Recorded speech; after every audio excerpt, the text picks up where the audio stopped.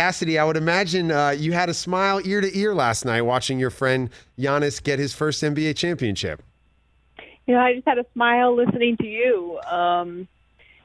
Talk about Kobe and just there's been a lot of Kobe talk, obviously, throughout these playoffs, and a lot of it centered around Devin Booker because of the legendary tattoo he got and the conversation the two had, after they played each other. But you can't forget that Kobe publicly,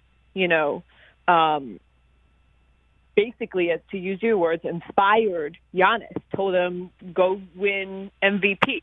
And then when he did, he said, now go win a championship. Kobe saw greatness in Giannis, probably before a lot of people did. And it's just, interesting that you mentioned Kobe and just thinking about that connection with Giannis, and just what we watched last night was inspiring. Listening to him talk about his upbringing. I know a lot of people know his story and the anecdote of him selling trinkets on the street of Greece to help, support his family, not picking up a basketball until age 13 to now. These last 3 seasons alone, MVP regular season, and then one of the most iconic finals performances in NBA history. And I don't think that's an overstatement. No, definitely not. It might even be an understatement, Cassidy. It's the fact that it's one of. It might be the best finals performance we've ever seen, Game 6 or even the entire series. Take me back, though, to your first interactions with Giannis. I remember you interviewing him at All-Star Game in New Orleans, and that was a big moment for him. Walk me through your earliest memories of getting to interact with him. There's actually like a GIF out there of me interviewing him, telling him, pointing to the mic because he didn't really know how to talk into a mic. I mean, I'm sure he did, but it was just like a reminder, he wasn't used to doing media at that point. I think he was may have been his second or third year in the league. But yeah, I mean, his growth, I think, is well documented on the court. Early on, before he became an MVP in this league, the big story around him is his drastic improvement from year to year, not just in his size, which alone is he blew up into a Ninja Turtle.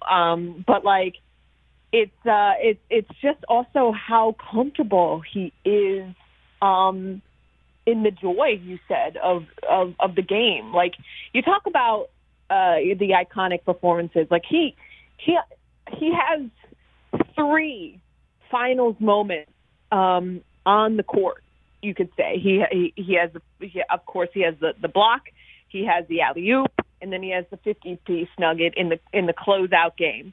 But I also feel like his message on how he views, the right competitive mindset before Game 5 and the practice media availability, where he broke down talking about your ego, talking about your past being your ego, and talking about your future being your pride, and focusing on your present being your humility.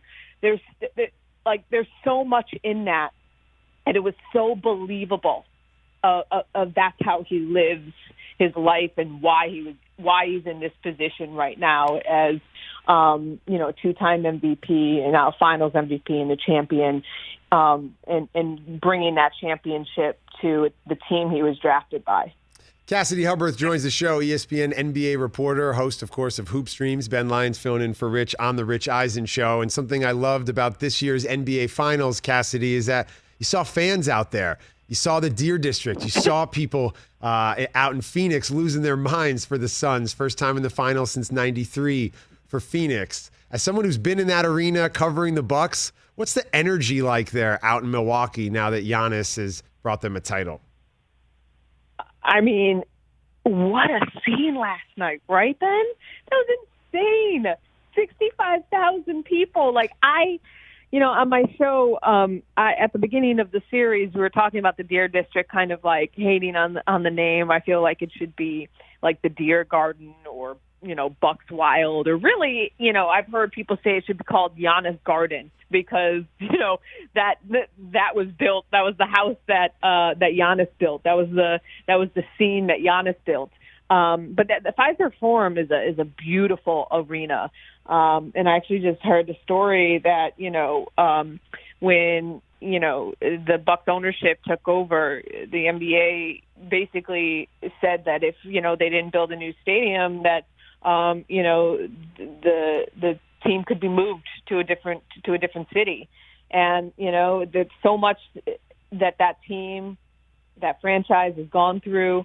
And that scene last night was incredible. I mean, the seas of people and the fact that they were able to clinch it at home for those fans. I don't think Giannis or the Bucks could have drawn it up any better. Hey, you watched all the way to the end. Thanks for that. Watch more right here.